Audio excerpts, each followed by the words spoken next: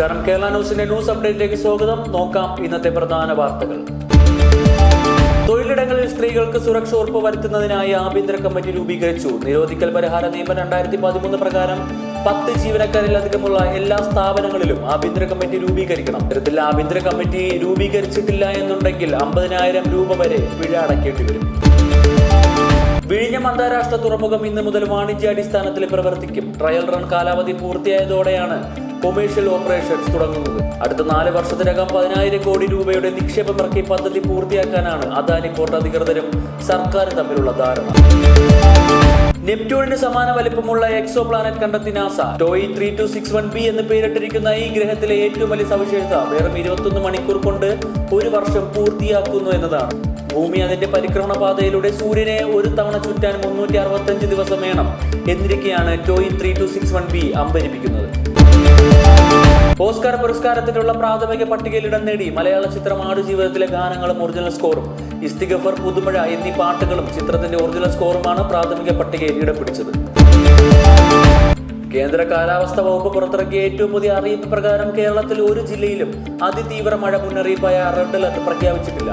എറണാകുളം, ഇടുക്കി, തൃശൂർ, പാലക്കാട്, കോഴിക്കോട്, മലപ്പുറം, വയനാട് ജില്ലകളിൽ ഇന്ന് yellow alert പ്രഖ്യാപിച്ചിട്ടുണ്ട്. സംസ്ഥാനത്ത് അതിതീവ്ര മഴ ഭീഷണി ഒഴിഞ്ഞു. നാളെ മുതൽ 7-ാം തീയതി വരെ ഒരു ജില്ലയിലും പ്രത്യേക മഴ മുന്നറിയിപ്പ് പുറപ്പെടുവിച്ചിട്ടില്ല. Civil excise officer, police constable എന്നീ തസ്തികകളിലേക്കായി ഡിസംബർ 3-4 തീയതികളിൽ കോട്ടയം പോലീസ് പരേഡ് ഗ്രൗണ്ടിൽ വെച്ച് നടത്താൻ നിശ്ചയിച്ച ശാരീരിക അളവെടുപ്പ് കായികക്ഷമത പരീക്ഷ മാറ്റിവെച്ചതായി ജില്ലാ PSC ഓഫീസർ അറിയിച്ചു. ഡിസംബർ 3 മുതൽ 10 വരെയായിരുന്നു ഇവ നിശ്ചയിച്ചിരുന്നത്. മറ്റ് തീയതികളിലെ ശാരീരിക അളവെടുപ്പ് കായികക്ഷമത പരീക്ഷകൾക്ക് മാറ്റമില്ല. പുതുക്കിയ തീയതി പിന്നീട് അറിയിക്കും.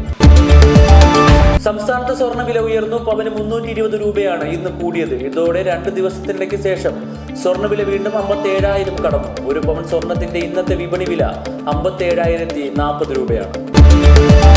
അണ്ടർ-19 ഏഷ്യ കപ്പിൽ ജപ്പാനെ 211 റൺസിന് തകർത്തി ഇന്ത്യൻ യുവനിര. ആദ്യം ബാറ്റ് ചെയ്ത ഇന്ത്യൻ ക്യാപ്റ്റൻ മുഹമ്മദ് അമാന്റെ അപരാജിത സെഞ്ചുറിയുടെയും ആയുഷ് മാത്രെ, KP കാർത്തികേയ എന്നിവരുടെ അർദ്ധ സെഞ്ചുറിയുടെയും കരുത്തിൽ 50 ഓവറിൽ 6 വിക്കറ്റ് നഷ്ടത്തിൽ 339 റൺസ് എടുത്തപ്പോൾ ജപ്പാന് 50 ഓവറിൽ 8 വിക്കറ്റ് നഷ്ടത്തിൽ 128 റൺസ് എടുക്കാനേ കഴിഞ്ഞുള്ളൂ. മുഷ്താഖ് അലി ട്രോഫിയിൽ സർവീസസിനെതിരെ മുംബൈക്ക് 31 റൺസിന്റെ തകർപ്പൻ വിജയം.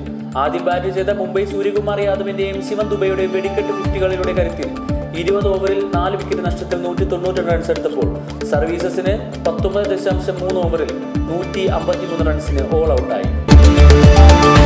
വാർത്തകൾ അവസാനിക്കുന്നില്ല. കൂടുതൽ വാർത്തകളും വിശേഷങ്ങളുമായി നാളെ വീണ്ടും കാണാം. നന്ദി, നമസ്കാരം.